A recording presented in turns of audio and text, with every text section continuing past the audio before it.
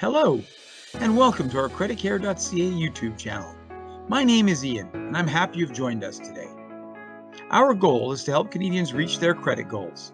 Whether you need to rebuild damaged credit or want to build your credit to be eligible for the best interest rates or qualify for a mortgage, we can help. By sharing good credit information, we can provide strategies for your credit success. We will share how a CreditCare.ca plan may be the perfect fit for reaching your credit goals even faster. Let's get started with today's video. The topic of today's post is part 2 of our Climbing the Credit Ladder video series.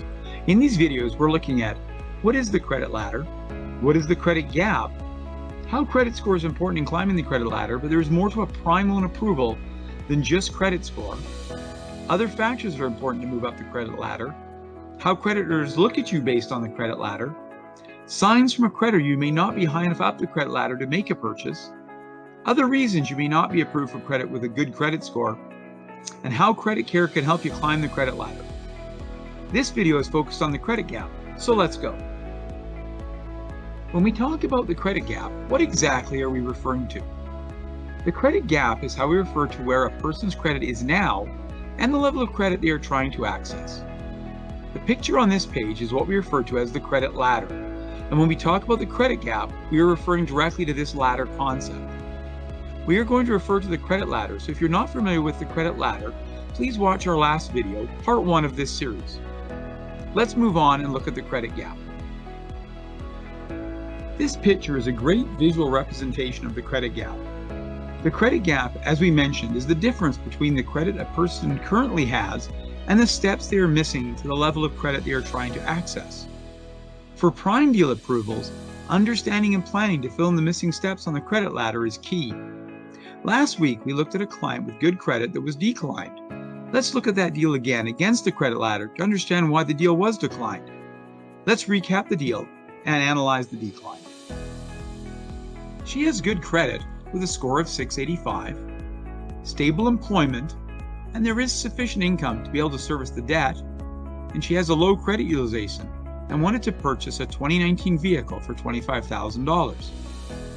On the credit bureau, she had a cell phone for 3 years with no late payments, 2 $500 credit cards she had for almost 4 years and 2 years respectively. One credit card had a $0 balance and the other has a $50 balance. There were no late payments on either of the credit cards. There are no other types of negative reporting on the bureau. So let's look at why this deal was declined by the bank. Prime lenders, like the major banks, do not like risk, and this results in them having pretty tight lending parameters. In other words, what you need to look like to qualify. These include having sufficient income to service the debt, having a credit score that's strong, having lower credit utilization, having a decent credit history, and then having the correct amount of access on the credit ladder.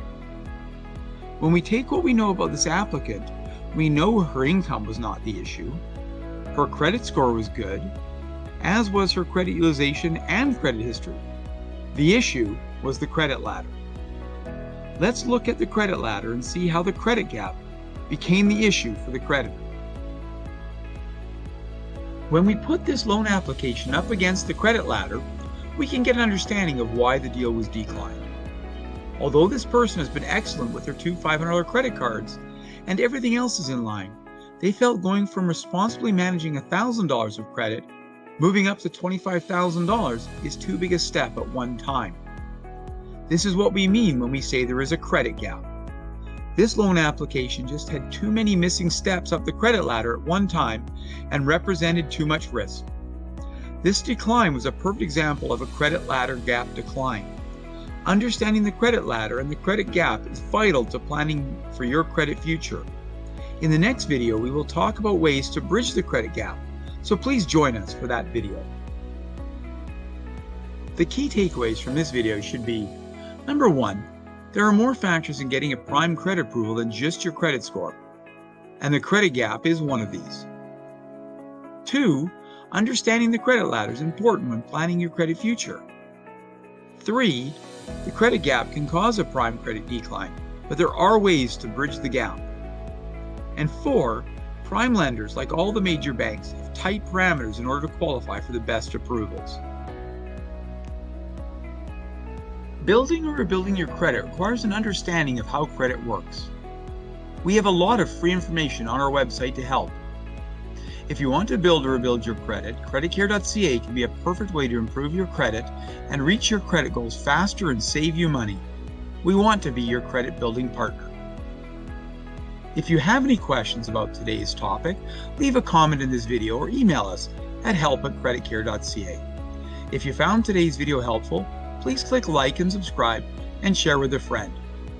See you at our next video.